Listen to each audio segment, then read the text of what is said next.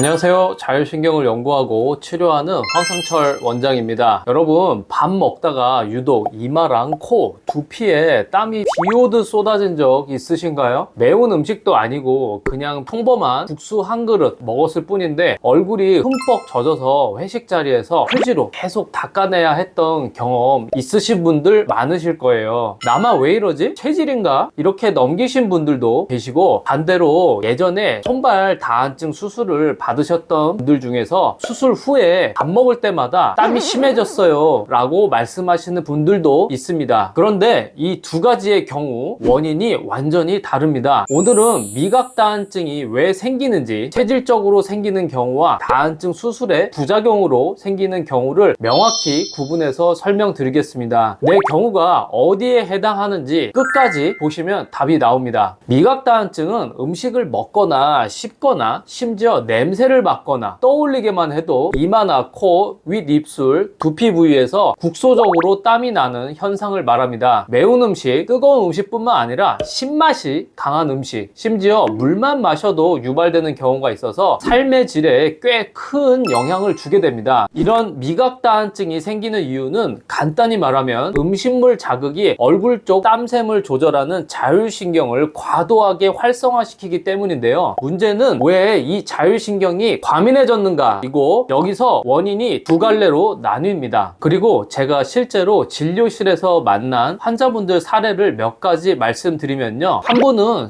달콤 같은 새콤한 젤리류만 드시면 땀이 시작돼서 무려 3시간 동안이나 땀이 멎지 않는다고 하셨어요. 매운맛도 아니고 신맛 자극 하나만으로 그렇게 오래 심하게 반응하는 경우였습니다. 또 다른 분은 매운 음식은 물론이고 튀김류나 밀가루 음식, 그러니까 기름지고 뜨거운 조리 방식의 음식만 드시면 이마와 두피에서 땀이 줄줄 흐른다고 하셨는데요. 심지어 어떤 분은 직접 먹지도 않았는데 유튜브에서 매운 음식 먹방 영상만 봐도 땀이 나기 시작한다고 하셨습니다. 실제로 입에 넣지 않았는데도 화면 속 음식을 보는 것만으로도 침샘과 자율신경이 미리 반응해버리는 겁니다. 이렇게 유발 자극이 사람마다 다르다는 게 미각 다한증의 특징 중 하나입니다. 매운맛에만 반응하는 게 아니라 신맛, 기름진 맛, 온도 자극, 심지어 시각적인 자극까지 개인차가 크기 때문에 나는 매운 걸 안 먹으니까 상관없다, 이렇게 생각하시면 안 됩니다. 여기서 한 가지 중요한 사실을 짚고 넘어가야 하는데요. 미각 다한증이 나타나는 부위, 이마, 코, 두피는 사실 두한증이 나타나는 부위와 동일합니다. 즉 미각 다한증은 별개의 질환이 아니라 두한증을 가지고 계신 분들이 음식이라는 유발 자극을 만났을 때 증상이 폭발적으로 나타나는 형태라고 보시면 됩니다. 그런데 이 두한증이라는 부위 자체가 치료 난이도가 상당히 높은 영역입니다. 양방에서는 손이나 겨드랑이, 다한증에 비해 두한증 수술이 훨씬 까다롭습니다. 절제해야 할 신경 위치가 목과 가까운 상부에 있어서 접근 자체가 조심스럽고 재발률도 손발 다한증보다 높은 편입니다. 그래서 일부 케이스에서는 신경 차단 범위를 넓혀서 R2 레벨까지 절제하는 수술을 시행하기도 하는데, 이렇게 절제 범위를 넓힐수록 뒤에서 말씀드릴 부작용 위험도 함께 커지기 때문에 두한증은 양방에서도 수술적으로 쉽게 접근하기 어려운 영역입니다. 한의학에서도 마찬가지로 난이도가 있는 부위입니다. 두한증은 체질을 정확히 파악해야 치료 방향이 제대로 잡히는데, 같은 두한증이라도 태음인인지 토양인인지 태양인인지에 따라 처방이 완전히 달라지기 때문에 변증이 정확하지 않으면 효과가 떨어질 수 있습니다. 그래서 두한증은 한의학에서도 임상 경험이 충분한 곳에서 접근해야 하는 영역입니다. 이렇게 치료가 까다로운 이유를 이해하셨다면 이제 미각 다한증이 실제로 왜 생기는지 두 가지 원인을 하나씩 짚어보겠습니다. 첫 번째는 별도의 수술이나 외상 없이 태어날 때부터 혹은 사춘기 무렵부터 서서히 나타나는 체질적 미각 다한증입니다. 특징적으로 어릴 때부터 매운 음식만 먹으면 이마에 땀이 났다는 분들이 많고, 가족 중에도 비슷한 증상이 있는 경우가 흔합니다. 유전적 소인이 작용한다는 뜻이죠. 실제로 진료실에서 어릴 때부터 증상이 있었던 분들께 여쭤보면 어릴 때 아버지나 할아버지 할아버지가 식사하실 때 땀을 많이 흘리시던 모습을 봤다. 밥상 옆에 항상 수건을 두고 식사하셨다. 이렇게 말씀하시는 분들이 종종 있습니다. 그리고 이분들은 손발 다한증이나 얼굴 다한증을 함께 가지고 있는 경우도 많습니다. 즉 특정 자극에 교감신경이 예민하게 반응하도록 원래 그렇게 타고난 체질적인 경우라고 이해하시면 됩니다. 이런 분들은 수술 이력과 무관하게 살면서 자연스럽게 증상을 느껴온 경우가 대부분입니다. 두 번째는 손이나 겨드랑이 다한증 때문에 흉부 교감 신경 절제술 ETS를 받으신 분들에게서 나타나는 경우입니다. 이 수술은 손에 땀이 과도하게 나는 것을 막기 위해 특정 위치에 교감신경을 차단하는 방식인데, 특정 부위의 발한 기능이 사라지면 우리 몸이 체온 조절을 위해 다른 부위의 땀샘 활동을 늘려서 그만큼을 보상하려고 하는데, 이렇게 나타나는 것이 바로 보상성 다한증입니다. 이 보상성 다한증은 보통 등이나 가슴 같은 몸통 쪽 혹은 하체나 엉덩이 쪽으로 나타나는 경우가 많은데요. 그 중에 일부가 음식 섭취라는 특정 자극에 반응해서 얼굴과 두피에 집중적으로 땀이 나는 미각 다한증 형태로 나타나는 겁니다. 특히 제가 임상에서 봐온 바로는 과거에 손발 다한증 수술을 받으셨던 분들이 두한증을 R2 레벨까지 절제하는 수술을 받으셨던 분들에게 미각 다한증이 더 심하게 악화되는 경향을 확인할 수 있었습니다. 절제 범위가 넓어질수록 몸이 보상해야 하는 발한 기능의 부담도 함께 커지기 때문입니다. 실제로 수술을 받은 분들 중 상당수가 수술 전에는 전혀 없던 증상인데 수술 이후 몇 주에서 몇 개월 사이에 식사 중 안면 발한을 처음 경험했다고 말씀하십니다. 이 경우는 체질이 아니라 신경 경로가 수술로 인해서 바뀌면서 생긴 2차적인 현상이라는 점이 체질적 미각 다한증과 큰 차이입니다. 여기서 조금 더 들어가서 왜 하필 음식을 먹을 때 이런 반응이 나타나는지 그 이유를 짚어드리겠습니다. 우리 얼굴에는 침을 분비하게 하는 부교감 신경과 땀을 나게 하는 교감 신경이 서로 다른 경로로 지나갑니다. 대표적인 예가 프라이 증후군인데요. 이하선, 그러니까 귀밑샘 수술로 이계 축도신경이 손상된 뒤 재생되는 과정에서 원래 침샘으로 가야 할 부교감 신경 섬유가 길을 잘못 찾아서 옆에 있는 땀샘을 조절하는 교감신경 경로에 잘못 들러붙는 겁니다. 이걸 신경의 이상재생이라고 부르는데, 이 부분은 학계에서도 잘 확립된 기전입니다. 그러면 뇌에서는 침을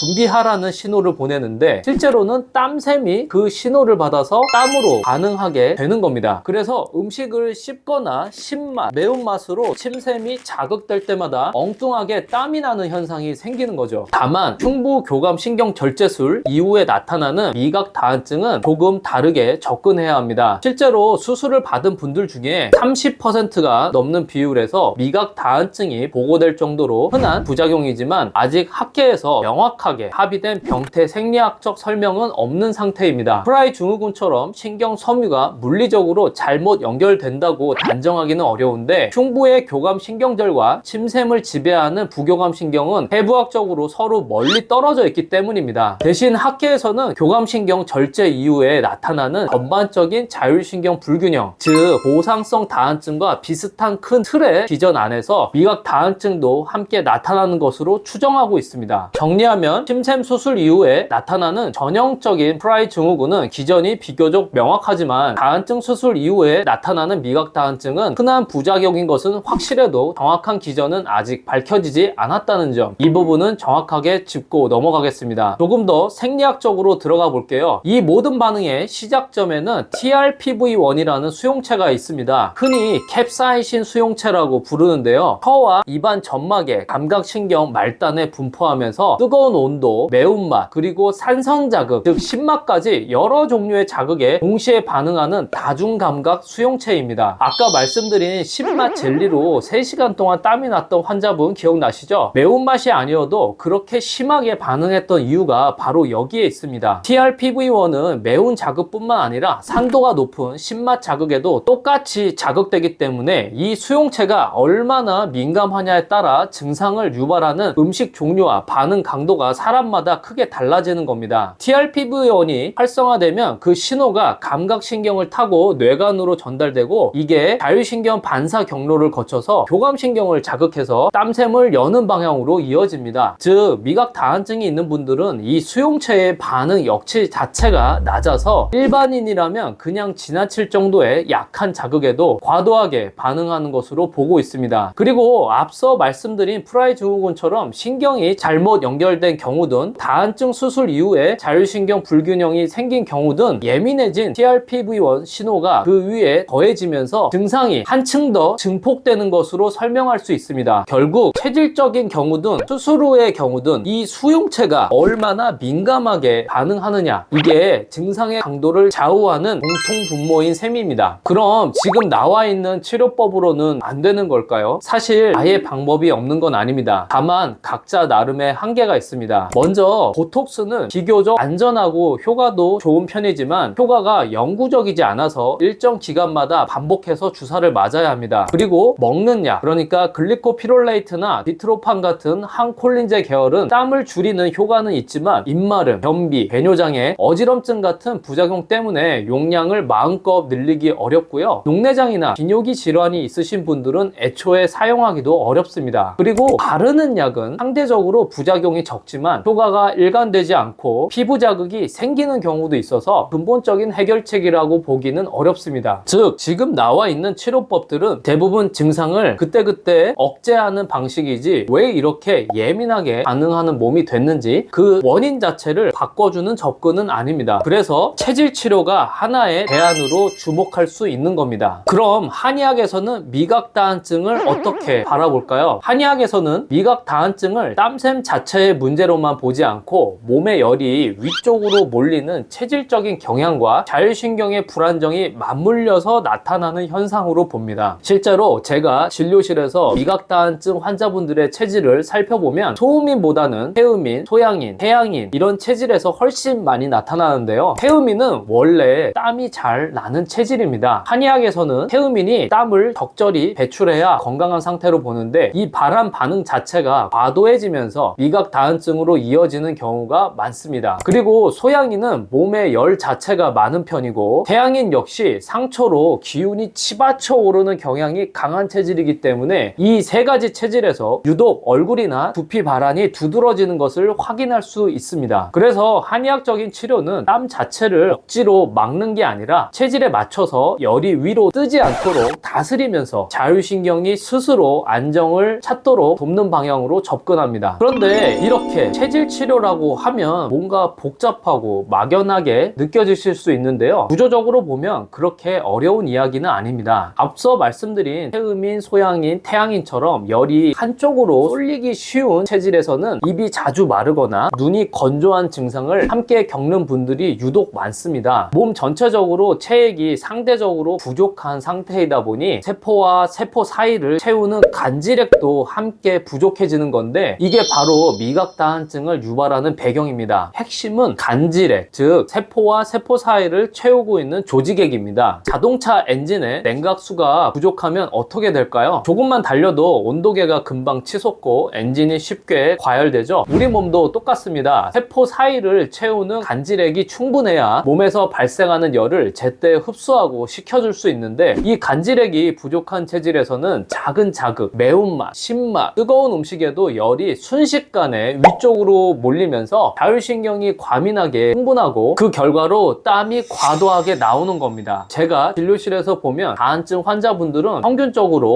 물을 많이 드시는 경우가 많습니다. 땀으로 수분이 빠져나가다 보니 뇌에서는 몸을 만성적인 탈수 상태로 인식해서 갈증 신호를 계속 보내는 건데요. 그래서 물을 많이 마셔도 정작 세포 사이를 채워야 할 간질액은 상대적으로 부족한 상태가 계속 유지되는 경우가 많습니다. 즉 물만 많이 마신다고 해결되는 문제가 아니라는 뜻입니다. 그래서 한의학적인 치료는 진액을 보충하는 처방으로 간질액을 채워주고 동시에 상초, 즉 얼굴과 머리 쪽에 몰린 열을 내려주는 처방을 병행해서 자율신경이 자극에 덜 예민하게 반응하도록 체질 자체를 바꿔주는 데 목표를 둡니다. 이건 일시적으로 땀을 줄이는 게 아니라 재발이 잘 안 되도록 근본적인 접근이라는 점에서 의미가 있습니다. 정리하면 이렇게 구분할 수 있습니다. 발생 시기로 보면 체질적 미각 다한증은 어릴 때부터 서서히 나타나고 수술 후 미각 다한증은 수술 이후에 갑자기 나타납니다. 수술 이력으로 보면 체질적인 경우는 별다른 수술 이력이 없는 반면에 수술 후인 경우는 ETS, 즉 손발 다한증 수술을 받았거나 두한증 때문에 때문에 R2 레벨까지 절제한 경우처럼 신경 수술을 받은 적이 있습니다. 동반 증상으로는 체질적인 경우는 촌발 다한증을 함께 가진 경우가 많고, 수술 후인 경우는 몸통이나 등 쪽 보상성 다한증을 함께 겪는 경우가 흔합니다. 그리고 가족력으로 보면 체질적인 경우는 가족력이 있는 경우가 많고, 수술 후인 경우는 가족력과 무관합니다. 그리고 악화 패턴으로 보면 체질적인 경우는 어릴 때부터 일정한 수준을 유지하는 반면에, 수술 후인 경우는 시간이 지나면서 점차 심해지는 경우가 많습니다. 본인이 언제부터 어떤 계기로 증상이 시작됐는지를 떠올려 보시면 대략적인 원인은 짐작이 가능합니다. 다만 정확한 원인 확인은 반드시 정확한 진찰을 통해 이루어져야 합니다. 미각다한증은 원인에 따라 접근 방법이 달라집니다. 치료 방법도 관리 방향도 다르게 접근해야 하고요. 결국 두 경우 모두 근본적인 개선을 위해서는 자율신경을 안정시키는 체질 치료가 함께 병행될 때 더 오래, 더 확실하게 좋아지는 경우를 많이 봐왔습니다. 혹시 오늘 영상 보시면서